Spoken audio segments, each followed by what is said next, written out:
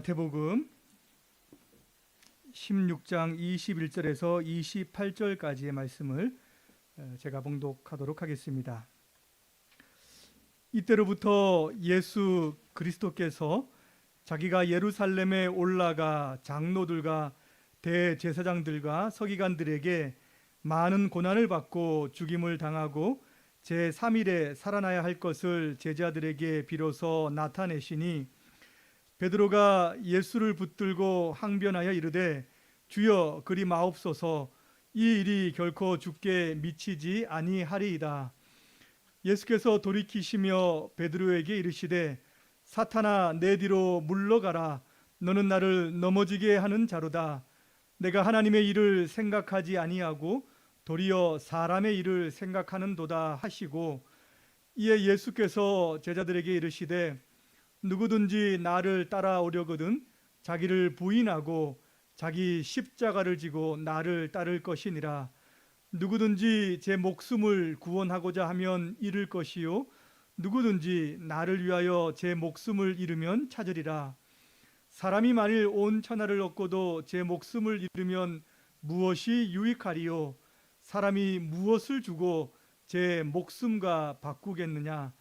인자가 아버지의 영광으로 그 천사들과 함께 오리니 그때에 각 사람이 행한 대로 갚으리라. 진실로 너희에게 이르노니 여기 서 있는 사람 중에 죽기 전에 인자가 그 왕권을 가지고 오는 것을 볼 자들도 있느니라. 아멘. 신자의 길이라고 하는 제목으로 하나님의 말씀을 증거하도록 하겠습니다.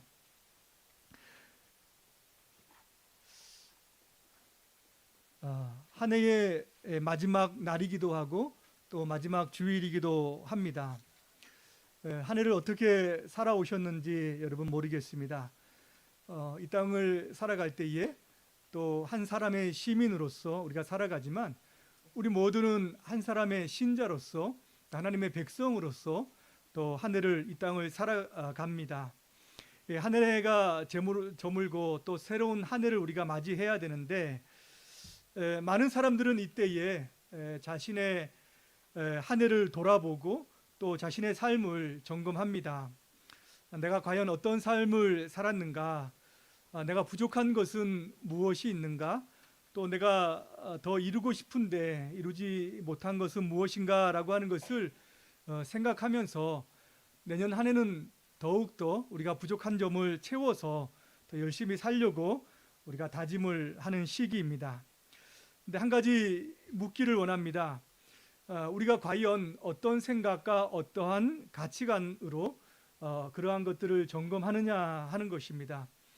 또 과연 무엇을 기준으로 하늘을 돌아보면서 또 새로운 하늘을 우리가 가야 하는가라고 하는 점입니다.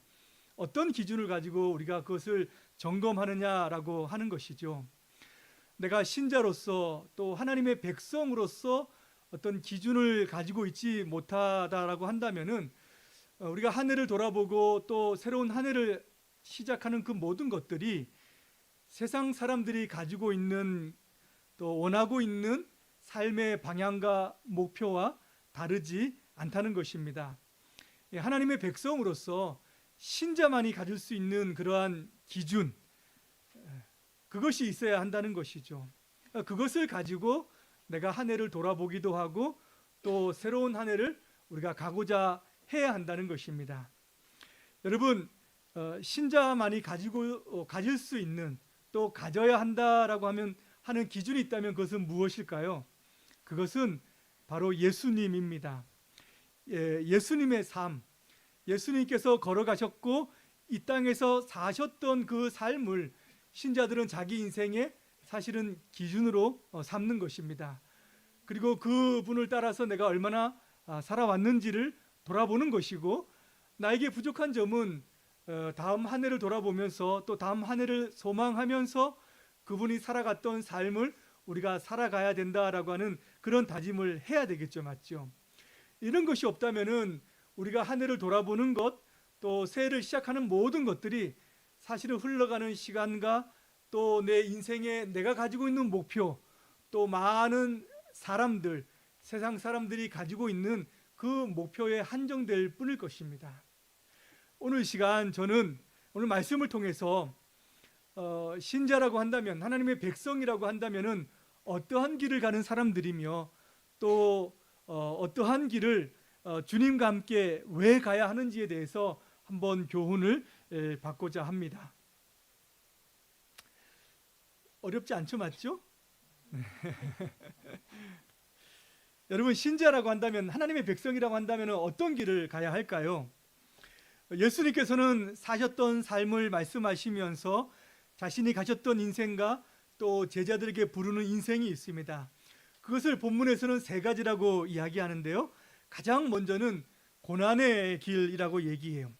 21절에 보면은 이때로부터 예수 그리스도께서 자기가 예루살렘에 올라가 장로들과 대제사장들과 서기관들에게 많은 고난을 받고 죽임을 당하고 제3일에 살아나야 할 것을 제자들에게 비로소 나타내시니라고 이렇게 말씀하고 있습니다. 그 베드로가 신앙 고백을 합니다. 주는 그리스도시요 살아계신 하나님의 아들이십니다라고 하는 신앙 고백을 한다는 거예요. 예수님께서는 이 고백을 들으시고 나서 비로소 자기 자신이 고난을 받아야 된다라고 하는 말씀을 하십니다. 근데 그전에는 그런 말씀을 하시지 않아요. 그런데 이 베드로의 신앙 고백을 듣고 나서 기다렸다는 듯이 이제는 자기 자신이 고난을 받아야 된다라고 하는 말씀을 하십니다. 이것은 뭐냐면은 예수님을 그리스도요 메시아 하나님의 아들로서 인정하고 고백하는 신자들이 반드시 알아야 되는 것이 있는데, 그것은 뭐냐? 예수님께서는 걸어가시는 길이 고난의 길이고 십자가의 길이고, 또 주님을 따르는 또 따라가고자 하는 많은 사람들은 그 길을 같이 감내하면서 가야 된다라고 하는 그런 말씀입니다.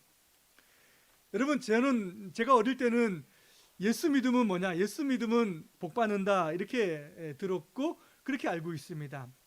예수 믿으면 사람의 생활에 질서가 잡히고요, 또 나쁜 생활도 다 이렇게 좀 금하고 또 바른 길로 가는 것이죠. 근데 그 자체가 사실은 이제 복입니다. 흥청망청 사는 그 모든 삶을 다 청산하게 되어져 있는 거죠.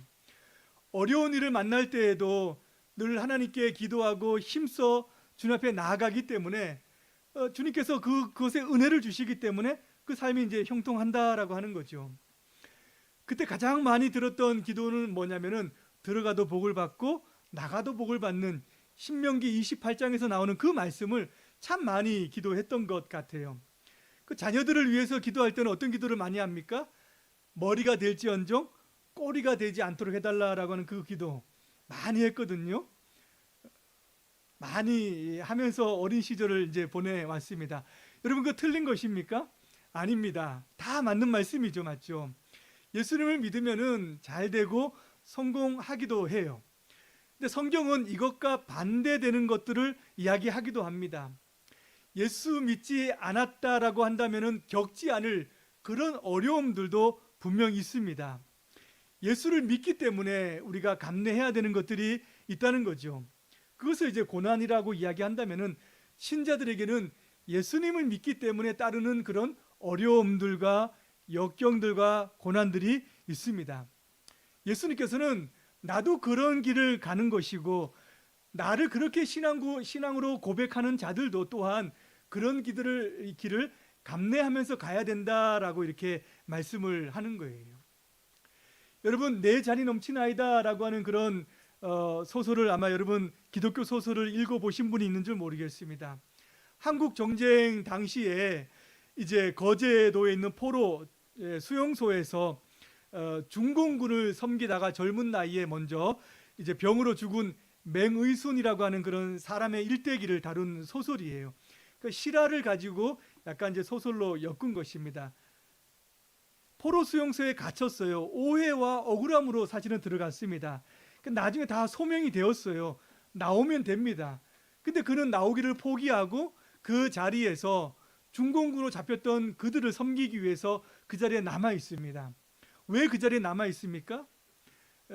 예수 믿기 때문에, 그 복음을 전해야 되겠다라고 하는 그 마음에 들었기 때문에 그곳에서 남아서 교회를 섬기고 또 중공군들을 섬기는 일을 그냥 스스로 택한다는 거예요. 그들에게 복음을 전하기 위해서 스스로 선택한 길입니다. 예수를 믿지 않았다라고 한다면 그런 고민은 없죠. 그런 생각할 필요 없습니다. 그러나 때때로는 주어진 환경 가운데에서 내가 예수를 믿기 때문에 내가 그 사명을 감당해야 되겠다라고 하는 것 때문에 감내하는 그런 고생과 고난들이 신자들에게는 따른다는 거예요. 여러분, 초대교회 성도들을 한번 생각해 보세요. 예수를 믿는다라고 한다는 이유 때문에 그들은 땅 위에서 살지 못했습니다. 다 어디로 들어갔어요? 다 지하로 들어갔잖아요. 카타콤이라고, 로마에 가면은 한 번씩은 구경해야 되는, 한 번씩은 이제 봐야 되는 그런 장소 아닙니까? 그들은 땅 위에서 살지 못했습니다. 그러니까 인간적인 삶을 살지 못했다는 거예요. 왜요? 예수를 믿는다는 것 그 하나 이유 외에는 다른 이유가 없습니다. 뭐 로마 정부의 뭐 반기를 들거나 그러지 않았어요. 로마의 그 정부를 순순히 순응합니다. 그들의 통치도 다 따라요. 딱 한 가지 뭐냐면은 예수님을 믿는다는 것. 그것이 그들로 하여금 핍박의 이유고 땅 위에 살지 못하게 하는 그런 한 가지 유일한 이유였습니다. 그곳에서 얼마 동안 살았을까요? 3개월? 3년? 뭐 30년 그래. 뭐 그 정도는 뭐 감내할 수 있다고 해도 그 정도로 산 것이 아니었습니다. 300년 가까운 시간들을 그곳에서 살았던 거예요. 300년을. 할아버지와 아버지와 손자와 그 다음에 낳는 자녀들도 다 그곳에 사는 것입니다. 불평하지 않습니다. 원망하지 않습니다. 우리에게 주어진 현실이 예수님을 믿기 때문에 감내해야 되는 현실이 이런 것이라고 한다면 그대로 받아들이면서 그들이 살아갔다는 거예요. 예수님께서도 말씀하셨잖아요. 여우도 굴이 있고 공중에 나는 새도 집이 있는데 인자는 머리 들 곳이 없다라고 말씀하셨습니다. 예수님을 믿기 위해서 오는 그 제자들에게 이야기하는 거예요. 나를 따라올 때에 이 세상의 부귀와 명예와 권세를 얻으려고 지금은 사람들이 많이 따르는 것을 보니까는 너희들이 한몫 잡겠다 생각하면서 나를 따라오려고 하는데 그게 아니다. 나는 머리 들 곳도 없는 사람이다 라고 이렇게 먼저 말씀을 그렇게 하셨던 것이죠. 맞지요? 여러분, 어떻게 이런 고생을 하면서 예수님을 믿고 또 예수님이 가신 길을 걸어갈 수 있을까요? 사람들은 고생이 어렵다라고만 생각을 합니다.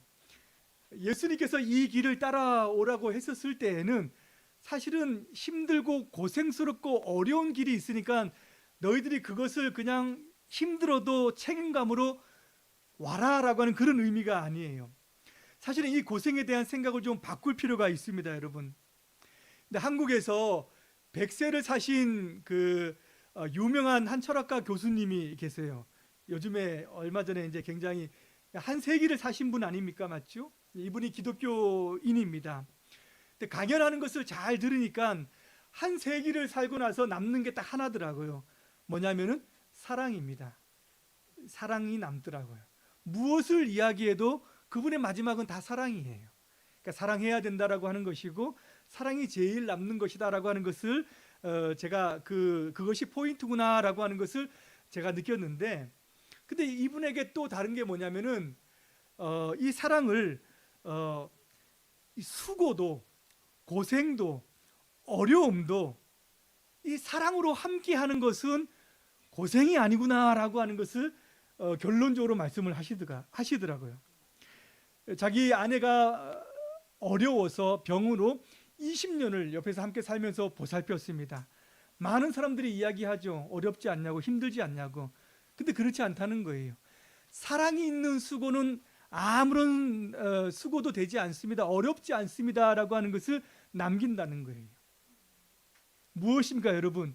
살아가면서 예수님을 따라가면서 우리가 어렵고 힘들고 고생스럽다라고 이야기하지만 그것이 고생이 되지 않고 수고가 되지 않고 어려움이 되지 않는 이유는 무엇입니까? 뭐가 있기 때문에? 사랑이 있기 때문에 그러는 거예요. 사랑이 있으면은 그 모든 길들도 어렵고 고생스럽게 따라가는 것이 아니라 그 수고로움이 수고로움으로 느껴지지 않고 살아갈 수 있다라고 이렇게 이야기합니다. 예수님의 삶도 고생이고 십자가의 길이 얼마나 어려웠을까 우리는 생각하지요. 예수님은 그 길을 선택하셔서 마지막까지 가셨습니다. 근데 그 길을 성경은 속죄하기 위해서 책임감으로 가셨다라고 어디에도 그렇게 설명하지 않습니다. 예수님께서 이 땅에 오셔서 그 어려운 길을 감내하시고 십자가를 지신 이유에 대해서 뭐라고 이야기합니까? 사랑하기 때문에 라고 이야기해요. 그 말은 뭐냐? 그렇게 고생스럽고 어려운 시간들이 있지만 그걸 내가 책임감으로 억지로 힘들지만 내가 너희들을 구원하기 위해서 내가 할 수 없어서 진다라고 말씀하지 않으셨다는 거예요. 내가 이것도 기쁨으로, 이것도 내가 감사함으로, 내가 즐거움으로 이것을 감내하면서 간다라고 하는 것이 예수님의 마음이셨다는 거예요. 그러니까 예수님을 따라서 가는 사람들, 예수님을 사랑해서 그 길을, 고난의 길을 가는 사람들도 그 사랑의 마음이 있으면 어떻습니까?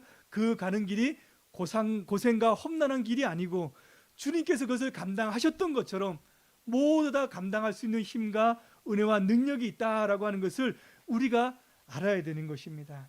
신자의 길이 고난의 길이지만 우리가 생각하는 그 고생이 아니라 수고도 함께 할 수 있는, 사랑으로 함께 할 수 있는 그 길이다라고 하는 것을, 그렇기 때문에 그곳에는 기쁨이 있고 감사가 있고 즐거움으로 따라갈 수 있는 길이다라고 하는 것을 여러분 기억하시기를 바랍니다. 두 번째 길은 뭐냐면은 신자는 무엇보다도 진리를 우선하는 그런 삶을 살아가는 사람들입니다. 진리를 우선하면서 살아갑니다. 예수님께서 고난을 받고 죽어야 된다라고 이렇게 말씀하니까 베드로가 어떻게 반응을 합니까? 예수님을 붙들고 항변을 합니다.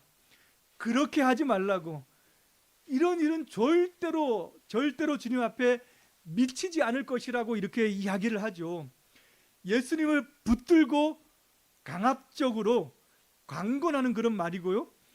예수님에 대한 책망도 들어가 있고 그 뜻을 돌이키게 하고자 하는 그런 훈육도 같이 들어가 있는 그런 표현입니다. 지금 베드로가 하는 표현 자체가 아주 강한 표현으로 지금 베드로는 예수님께 붙잡고 그런 일은 절대 일어나서는 안 된다라고 이렇게 이야기를 해요.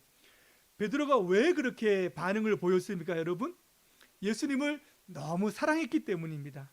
예수님을 너무 아꼈기 때문에 절대로 그런 일은 내가 사랑하는 주님 앞에 있어서는 안 된다고 이렇게 강변을 하는 거예요.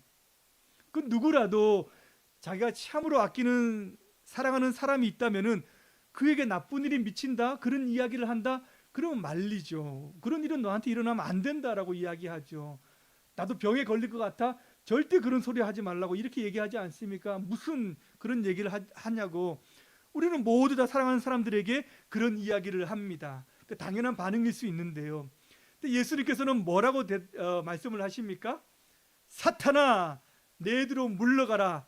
너는 나를 넘어지게 하는 자로다. 내가 하나님의 일을 생각하지 아니하고 도리어 사람의 일을 생각하는도다라고 이렇게 예수님께서 아주 크게 책망을 하십니다. 예수님의 말씀이 좀 지나치다 생각 안 하십니까? 예수님을 너무나 아끼기 때문에 하는데 사탄이라고 얘기하는 것은 표현이 너무 지나치다라고 이렇게 생각하는 그런 마음이 들기도 할 텐데요.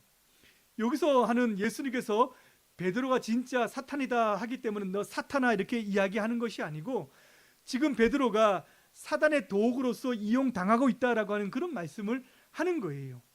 네가 지금 사단의 생각을 가지고 나에게 이야기하는 거구나. 네가 지금 사단의 꼬임에 넘어가서 지금 그런 이야기를 나에게 하는구나 라고 이렇게 이야기하는 거예요. 베드로가 놓친 것이 무엇입니까? 베드로가 지금 생각하고 있지 않은 것이 무엇입니까? 바로 성경의 진리를, 하나님의 말씀을 잘 이해하지 못했다는 거예요. 성경의 진리보다 인간의 정을 지금 더 먼저 생각하고 있는 것이 지금 그의 실수였다는 거예요. 예수님이 그리스도시라고 한다면은, 우리가 기다리고 있는 메시아라고 한다면은 구약에 예언된 그 메시아의 예언들도 잘 이해하고 받아들였어야 되는데 너는 그건 생각하지 않고 지금 인간적인 지금 생각만 하고 있구나라고 이렇게 얘기하는 거예요. 구약에는 뭐라고 이야기합니까? 메시아라고 한다면은 그는 고난을 받고 나서 영광 가운데 들어가야 한다라고 다 예언되어져 있다는 거예요. 대표적인 것이 이사야 53장 고난받는 종의 모습 아니겠습니까? 근데 그것을 생각하지 않기 때문에 지금 내가 나를 붙들고 지금 사단의 지금 얘기를 네가 하는구나라고 이야기를 하고 있는 겁니다. 신자들도 때때로 인간의 정 때문에 진리를 놓칠 때가 많이 있다는 거예요. 자신의 생각과 인간의 애정과 때로는 같이 더불어 사는 그 화평한 그 마음, 그 오해 때문에 정말 중요한 진리, 정말 중요한 신앙의 진리들을 놓치고 살아갈 때가 많이 있다는 것입니다. 여러분, 사단은 무서운 사자로서 나타나가지고 우리를 협박하고 위협하지 않습니다. 그렇게 안 나타나요. 사단은 어떻게 나타난다고 얘기합니까? 광명한 천사로 나타나는 거예요. 광명한 천사로 나타나서 착하고 착한 신자들의 마음에 들어와가지고 꼬여서 이 신앙을 흔들어 놓는 것입니다. 아담이 왜 범죄했습니까? 사단이 강하게 와가지고 이렇게 넘어갔습니까? 무서워가지고? 아닙니다. 야들야들하고 누들누들한 그 너무나도 사랑하는 아내가 이렇게 얘기하니까 그것을 그냥 그 순간 하나님의 진리의 말씀을 잊어버렸잖아요. 그러니까 그렇게 넘어갈 수밖에 없다는 거죠. 신자들은 무엇이 먼저여야 됩니까? 진리의 말씀이 먼저여야 하는 것입니다. 그것이 마음속에 먼저 자기 마음 가운데 새겨져야 되는 거예요. 인간적인 생각과 인간적인 마음은 그 다음입니다. 어떤 분들은 처녀일 때는 정말 예수 잘 믿어요. 봉사 잘하고 주일학교도 섬기고 반주도 하고 이러는데 결혼하고 나서는 믿지 않는 남편을 만나가지고 그냥 신앙을 다 까먹는 분들이 있습니다. 남편 따라 주일마다 어디로 가요? 오늘은 날씨가 좋으니까 그냥 우리 피크닉 가자 이렇게 얘기하면 따라간다는 거예요. 왜 따라갑니까? 신앙 때문에 내 신앙을 고집하다가 그 남편 마음 상하게 하고 싶지 않다는 거예요. 그냥 평안하게 살면 되는지 왜 이번 한 번 때문에 남편 마음 상하게 해서 내가 고집해서 그러고 싶지 않다는 것입니다. 어떤 분은 시부모가 불교 신자이기 때문에 잘 믿다가 시집 가서는 잠시 내가 내려놓자, 내가 시부모 잘 모시고 나서 시부모가 돌아가시고 난 다음에 내가 교회 나가겠다라고 생각을 해요. 왜? 가정의 화평을 위해서 나 때문에 싸움이 일어나는 거 좋지 않잖아요. 그래서 내려놓는다는 거예요. 시부모님 돌아가시면 어떻게 돼요? 신앙 다 사라지고 없습니다. 어디 예수님 믿는 내가 기도를 어떻게 했지, 내가 성경을 어떻게 읽었지 다 까먹고 마는 것이 우리의 연약함인 거예요. 어떤 분들은 아이들이 태어나면서 신앙 중심이 아니라 아이들 중심으로 우리 아이들에게 많은 것들도 보여주고 많은 것들도 경험시켜줘야 된다는 생각이 먼저 앞서서 어떻게 주일마다 또 시간 날 때마다 아이들 위주로 다니는 것을 우선합니다. 이런 모든 것들이 사실은 진리를 우선하지 않고 신앙을 우선하지 않고 인간적인 생각과 육정에 휘둘려서 살아가는 삶의 모습이에요. 신자는 무엇이 우선되어야 됩니까? 진리가 우선되어져야 되고 예수 그리스도가 우선되어져야 되고 그 붙드는 그 신앙으로 올곧게 살아가야 된다라고 하는 마음이 분명히 있어야 된다라고 하는 것이죠.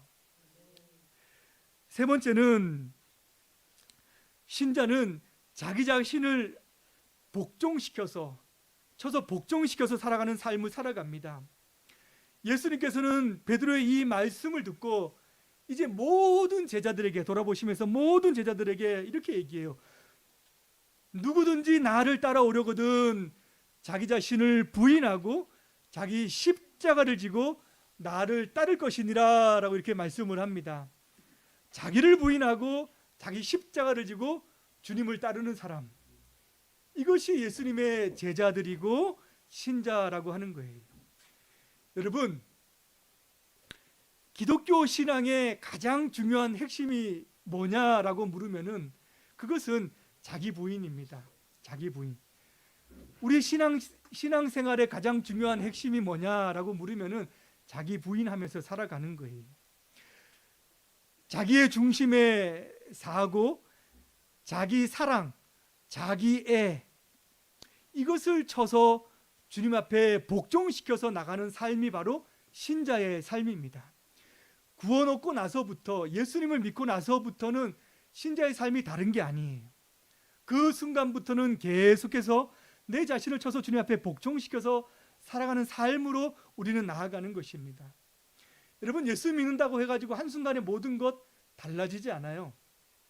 물론 급격하게 자신의 삶을 딱 내려놓고 예수님을 믿는 시간이 딱 오기는 하지만은 그때부터는 자기의 본성과 자신의 옛사람과 자신의 과거에 좋아했던 것들과 옛 습관들과 이런 것 모든 것들을 내려놓는 그런 시간들을, 그런 훈련과 그런 연단을 신자는 평생 동안 하면서 살아가는 것입니다.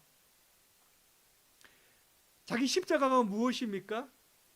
쉽게 말씀드리면 내가 예수님 믿기 때문에 당하는 어려움들, 괴로움들 다 십자가예요. 이 십자가가 없으면은 이 십자가 때문에, 이 예수님을 믿는 것 때문에 내가 좀 참는 거 맞죠? 예수님 믿는 것 때문에 내가 욕하지 않는 것. 예수님 안 믿었을 때는 딱 들어오면 바로 막 육두문자가 바로 나갔는데 내가 예수님 믿기 때문에 내가 참겠다. 이거 다 우리가 십자가를 지고 살아가는 삶이죠. 복수하지 않는 것, 다시 한번 인내하는 것, 다시 한번 참는 것, 그 모든 삶이 사실은 십자가를 지는 삶입니다. 오른쪽 뺨을 맞으면 왼쪽을 돌려댈 수 있는 그런 마음을 한 번이라도 먼저 생각해 보는 것. 당장은 못 돌려내더라도 내가 돌려대야 될까? 이렇게 하는 것 자체가 우리의 삶이 지금 십자가의 삶으로 돌아가고 있다라고 하는 것을 이야기하는 거예요. 이것은 무슨 말씀을 하시는 거냐? 예수님께서는 아담에게서 받은 그 본성, 옛사람의 본성, 자기의 본성으로는 예수님을 따르지 못한다라고 하는 말씀을 하는 거예요. 나를 믿는다라고 하면서 너희들 좋아하는 그 모든 삶을 가지고는 살아가기 어렵다라고 이야기하는 거죠. 우리는 옛사람을 버리지 않고 본성을 버리지 않으면 예수님을 잘 따라가는 것처럼 보여도 사실은 넘어질 때가 반드시 있습니다. 베드로는 자기 자신을 부인하지 않았기 때문에 누구를 부인했습니까? 예수님을 3번이나 부인했잖아요. 그 앞에서. 이것은 자기 부인이 되지 않는 모습을 보여주는 것이죠. 삼손도 능력을 가지고 외부의 적은 다 무찔렀는데 자기 자신의 정욕은 이기지 못했다는 거예요. 다윗도 골리앗도 이기고 사울도 다 이겼습니다. 왕도 다 이겼어요. 그런데 밧세바 앞에서는 넘어지고 말았잖아요. 맞죠? 모두 다 무슨 싸움에서 지는 겁니까? 자기와의 싸움에서 지는 거예요. 여러분, 교회는 외부의 환경과 외부의 어려움 때문에 절대 무너지지 않습니다. 교회는 어떻게 무너지는지 아십니까? 교회는 내부적인 죄와 내부적으로 하나님께 앞에서 대항하는 것으로 무너지는 거예요. 외부적인 고난과 어려움과 환난은 교회를 무너뜨리지 못합니다. 하나님의 믿는 신자들 과정들이 외부적으로 큰 환난, 외환 위기가 오고 IMF가 오고 실직을 하고 고통을 당한다 해도 사실은 그 가정 무너지지 않습니다. 하나님께서 지켜주십니다. 언제 무너집니까? 죄악으로 우리가 하나님 앞에 하나님의 마음을 상하게 하고 성령을 거역하고 우리가 하나님 앞에 올바로 서지 못하는 삶을 살아갈 때에 그 모든 것들은 외부의 모든 것이 환경이 좋은데도 불구하고 그대로 무너질 수밖에 없다라고 하는 거예요. 그래서 그만큼 우리는 자기 부인의 삶, 그것이 쉽지 않다라고 하는 것을 이야기하는 겁니다. 어떻게 해야 됩니까? 어떻게 자기 부인과 자기 십자가를 지고 살아갈 수 있습니까? 은혜 받는 길밖에는 없어요. 은혜 받는 길밖에는. 은혜가 있으면은 우리가 이길 수 있는 힘이 있고요. 은혜가 떨어지면은 이길 수 있는 힘도 떨어집니다. 그래서 우리는 날마다 무엇을 구해야 됩니까? 은혜를 구하면서 살아가는 삶이에요. 신자가 누구입니까? 믿음 좋은 신자가 누구입니까? 라고 묻으면은 날마다 하나님의 은혜가 없으면 살아갈 수 없습니다라고 고백하는 사람이 사실은 믿음이 좋은 사람입니다. 오늘 아침에도, 오늘 하루도, 오늘이 지나고 내일도 저는 하나님의 은혜가 없으면 한순간도 살 수 없는 연약한 존재입니다 라고 이렇게 고백하면서 살아가면은 그분은 믿음이 좋은 분입니다. 늘 자기 자신을 하나님 앞에서 복종하기를 원하는 마음이 있기 때문에. 그래서 사도 바울은 뭐라고 이야기합니까? 나는 날마다 죽노라. 자기 자신은 날마다 죽노라 라고 이렇게 얘기합니다. 왜요? 내가 하나님의 일을 열심히 하지만 내 싸움에서 지면은 나도 하나님 앞에서 부족한 자로 나타날 수밖에 없기 때문에 나도 내 싸움을 한다라고 이렇게 고백하는 거예요. 자기 자신을 쳐서 복종케 한다라고 사도 바울도 날마다 고백합니다. 매일매일의 싸움에 승리하기 위해서 나도 싸운다라고 사도 바울도 고백하고 있는 거지요. 자기와 매일 싸우는 싸움에서 승리하시는 여러분 되시기를 바랍니다. 여러분, 왜 그렇다면 신자는 이 길을 가야만 할까요? 다른 사람들처럼 우리도 조금 편하게 여유 있게 예수를 믿던지 그렇게 살면 좋을 텐데, 이렇게 예수님께서는 그러한 길로 우리를 인도하시면서 나를 따라오라 라고 이렇게 말씀을 할까요? 왜냐하면 이 길이 바로 생명을 얻는 길이기 때문입니다. 세상에 무엇보다 더 귀한 것이 무엇입니까? 생명입니다. 그 생명을 얻는 유일한 길이 바로 하나뿐이기 때문에 26절에 보면은 사람이 만일 천하를 얻고도 제 목숨을 잃으면 무엇이 유익하리요? 사람이 무엇을 주고 제 목숨과 바꾸겠느냐라고 이렇게 말씀하셨어요. 여러분, 이 세상에서 가장 중요한 것이 무엇입니까? 내 목숨입니다. 내 목숨이 제일 중요해요. 무엇을 준다고 해도 바꿀 수 없는 것이 바로 내 목숨입니다. 여러분, 프랑크푸르트를 제가 다 드리겠습니다. 목숨과 바꾸시겠습니까? 프랑크푸르트인데 좀 더 써볼까요? 독일을 다 드리겠습니다. 여러분, 목숨하고 한번 바꾸십니다. 바꾸시겠습니까? 좀 더 쓸까요? 모든 세상과 다, 이 지구 다 드리겠습니다. 목숨 바꿀까요? 바꾸겠다라고 하는 분은 없을 겁니다. 그러면 프랑크푸르트하고 드릴 테니까는 남편 목숨하고 바꿉시다. 이제 이러면 이제 한번 협상해 볼 만한 분들이 나오는 것 같아요. 자기 목숨과 무엇과도 바꿀 수 있는 분은 아무도 없습니다. 제일 중요해요. 신자가 걸어가는 길은 단 하나뿐입니다. 예수님께서는 세상에 두 길이 있다고 말씀하셨어요. 넓은 길과 좁은 길이 있다고 했습니다. 두 집밖에 없다고 했어요. 모래 위에 짓는 집과 반석 위에 짓는 집, 다른 것은 말씀하시지 않았습니다. 넓은 길로 잘 가다가 마지막에 좁은 길로 끝나는 길은 없습니다. 처음부터 넓은 길은 마지막까지 넓은 길이고, 처음부터 좁은 길은 마지막까지도 좁은 길이다라고 이렇게 얘기해요. 이 땅을 좀 편하게 살다가 죽어서 천국 가겠다, 성경은 그렇게 말씀하시지도 않고 예수님께서도 그렇게 말씀하신 적이 없다는 거예요. 근데 우리의 마음속은 어떻습니까? 좀 넓은 길 좀 갔다가 이렇게 좁은 길로 마쳤으면 좋겠다라고 이렇게 이야기를 하죠. 생각을 하죠. 아닙니다.